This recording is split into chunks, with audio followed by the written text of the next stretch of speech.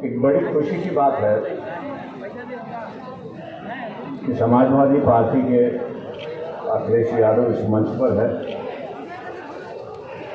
उनके साथ साथ ओम प्रकाश राजभर है, बहन पल्लवी जी पटेल जी है। सर माफी चाहूँगा सर माफी चाहूँगा एक सेकंड के लिए। फूले जी और जिन्होंने बात की छोटे भाई जो है भीमराव अम्बेडकर। एक बड़ी खुशी की बात है कि 20 साल में पार्लियामेंट में रहा, लेकिन कभी भी 26 नवंबर का दिन जो है वो पार्लियामेंट में कभी मनाया नहीं गया।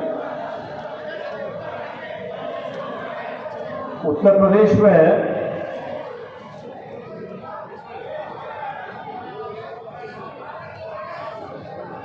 पहली बार 26 नवंबर का कार्यक्रम लखनऊ में हो रहा है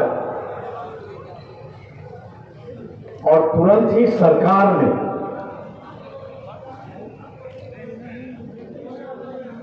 26 नवंबर के 2 कार्यक्रम आयोजित किए। एक सेंट्रल हॉल में किया हुआ है और एक 5 बजे विज्ञान भवन में किया गया। हम लोग गलतफहमी में नहीं रहना चाहिए।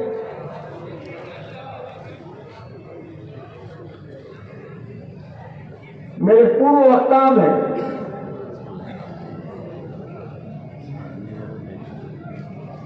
आज संविधान के सम्मान के रैली में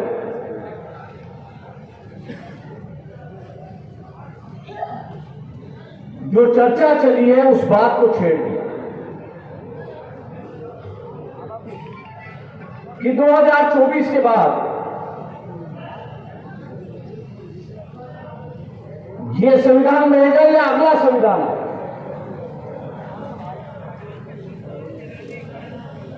जहां तक मेरी जानकारी है, अटल बिहारी वाजपेयी जब प्राइम मिनिस्टर थे तो संविधान समीक्षा समिति बनाई गई थी।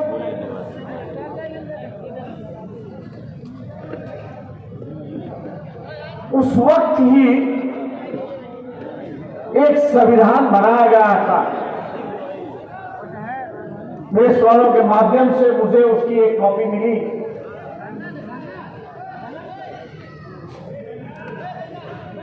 और अटल बिहारी वाजपेयी से हमने कहा कि आपकी समीक्षा की रिपोर्ट आई नहीं है, लेकिन अखबार वालों के पास आपकी एक संविधान की कॉपी मिली। बोला ऐसा हो नहीं सकता। तो मैंने कहा कल सुबह जो है 11 बजे ही पार्लियामेंट के सदन पर वो नई संविधान की कॉपी में लाके ये बात आज की नहीं है। 40 से 50 तक अखबारों के पन्ने हम लोग अगर देखें,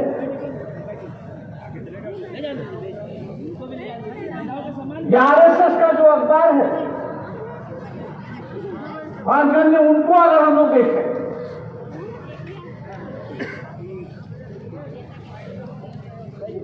तो संविधान की चर्चा एक तरफ चल रही थी और दूसरी तरफ हम इसको मानते नहीं, ये एक चर्चा चली।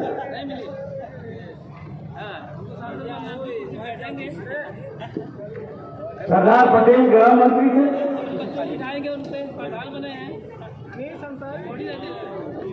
26 जुलाई 49 का एक गवर्नमेंट जीआर है, गवर्नमेंट गैजेट है।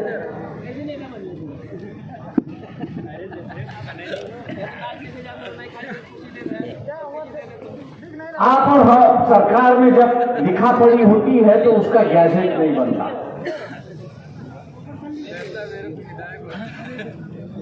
लेकिन उस वक्त जो लिखा पढ़ी हुई आरएसएस और सरदार पटेल के बीच में वो गैजेट बनाया गया और 3 चीजों की जिक्र की गई।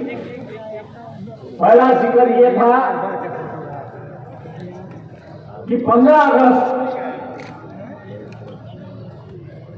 ये भारत का स्वतंत्र दिन है करके आरएसएस माने। दूसरी कंडीशन जो थी वहां पर कि तिरंगा जो है बैठ जाइए, आपसे विनती है। यही भारत का हम भी चश्मा लाए पढ़े ध्वज होगा, फ्लैग। सोच रहे हम ही खाली चश्मा लिए, हम भी चश्मा लिए। और तीसरी बात होगी कि लेकिन तुम आरएसएस बेवकूफ हो, हम संविधान को बेवकूफ मानने नहीं। के लिए तैयार है। क्या है आए क्या आओ दोस्तों, अरे तो इस तरह बात करना चाहिए। आज भी संविधान का दिवस मनाया जा रहा है। बोलो बैठ जाओ। यही हिम्मत नगर की वजह से अखिलेश पर आगे है। वो आरएसएस नहीं मना रहे, यही लोग अखिलेश नहीं गलत है, ये लोग गलत है। बीजेपी नहीं मना रही है। हाँ, हम लोग को गुमराह करने के लिए सरकार बना रही है। इस पर ध्यान हम लोग को देखना चाहिए। अब आपकी बात का सम्मान करेंगे, इसलिए बैठे हैं। बदलाव अगर होना है तो पार्टी में बदलाव होना है, विचारों में बदलाव होना है। मजा लीजिए बस। लखनऊ की धरती से ये शुरुआत,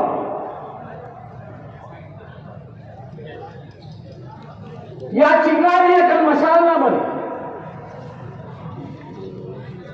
इसलिए उस चिंगारी को दबाने के लिए सरकार ने कहा कि हम आज 26 नवंबर का दिन बड़े धूमधाम से मना रहे हैं। लेकिन मैं पूछना चाहता हूं कि बीजेपी ने इसको मनाया? मैं पूछना चाहता हूं आरएसएस वालों ने इसको मनाया? तो बिल्कुल नहीं। भूले नहीं बात मिलेगी। सरकार मना रही है लेकिन पार्टी नहीं मना रही। ये डर क्यों है? मैंने कहा 20 साल में पार्लियामेंट में रह चुका हूं, 40 साल राजनीति, बड़ी नजदीक से राजनीति। लेकिन 40 साल की राजनीति में पिछले 10 साल में मैं देख रहा हूं कि राजनीतिक पार्टियों को खत्म करने का एक सिलसिला शुरुआत था। जितने भी राजनीति नेता है उनकी छवि खराब करने की एक कोशिश वहां पर हो, चाहे वो ईडी के माध्यम से हो, चाहे वो सीबीआई के माध्यम से, या चाहे किसी अधिकारी के माध्यम से। मैं सरकार से यह पूछना चाहता हूं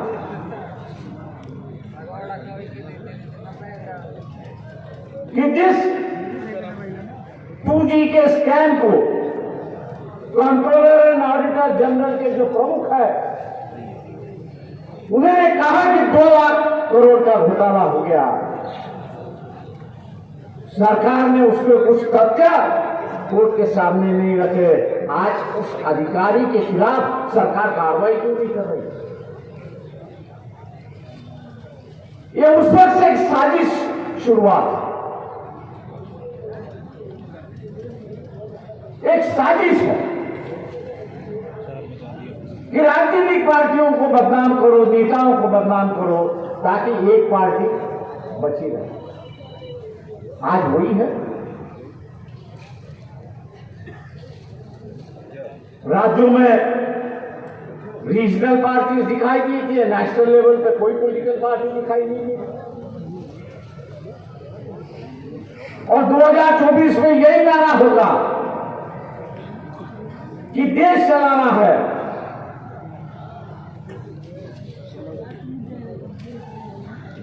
कोई नेशनल पार्टी बची नहीं है, इसलिए कमल को मोहर लगा।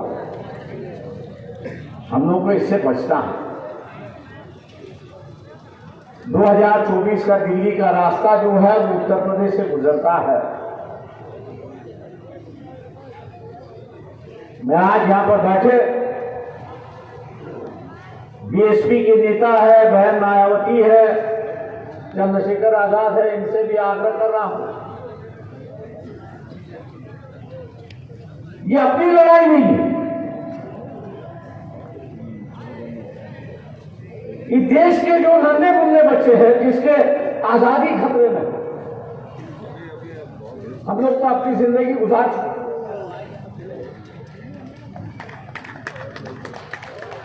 हम लोग तो अपनी कोई जिंदगी गुजार चुके हैं, उन बच्चों का क्या होगा? जिस तरह की आजादी हम लोग ने महसूस की, क्या उनकी उस आजादी को हम बरकरार रखेंगे?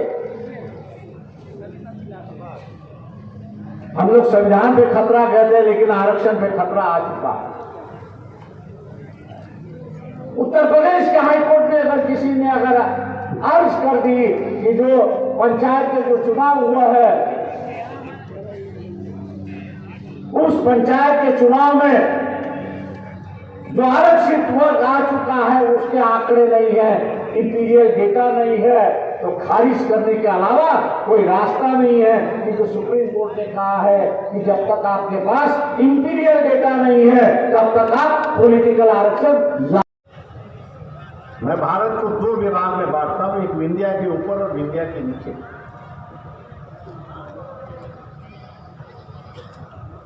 विंध्या के नीचे जो है कर्नाटक है, महाराष्ट्र है, तेलंगाना है, आंध्र प्रदेश है, तमिलनाडु है, केरला है।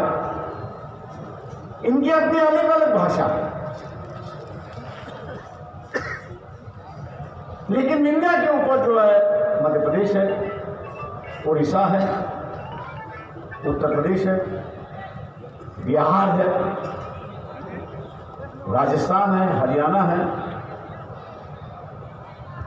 इनमें कम से कम एक भाषा बोली। पंजाब अलग है, चंडीगढ़ के पंजाब अलग है, बंगाल अलग है। और इन्हीं इलाकों में देखा जाए, मैंने इसलिए कहा कि सोच समझ के चलिए, एक इशारा करके जाऊंगा कि आपकी उम्र का कोई अभी बचा नहीं है ऐसी परिस्थिति। जो है वो आपके 15 साल ऊपर के है या 15 साल नीचे के। और चिंता इसी बात की है कि हर एज गैप में जो पॉलिटिकल लीडर होना चाहिए हर किसी पार्टी में, वो आज दिखाई नहीं है। मैं लगभग 70 साल का होने जा रहा हूं। हम लोगों के वक्त ये कभी गैप नहीं था, उसको भरने के लिए कोई ना कोई तो भी हमेशा रहता रहा। लेकिन समाज के राजनीति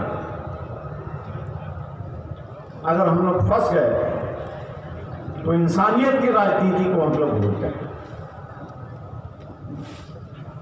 और इंसानियत की राजनीति को हम लोग जब लेके चलेंगे तब ही इस देश को हम जो है इकट्ठा रख सकते हैं। और इंसानियत जो है वो ही समाज की एक भाषा होनी चाहिए, ऐसा मैं मान के चलता हूं। मैं दोबारा इस बात को दोहराऊंगा कि संविधान बचाना ये हम लोगों की जिम्मेदारी है। यंगर जनरेशन जो है यही संविधान से बच जाएगी, नहीं तो नई व्यवस्था में कैसी नई गुलामगिरी आएगी बता नहीं सकते। इन्हीं लफ्जों के साथ मैं आपका विराम देता हूं। जय भीम, जय भारत। बहुत बहुत धन्यवाद सर।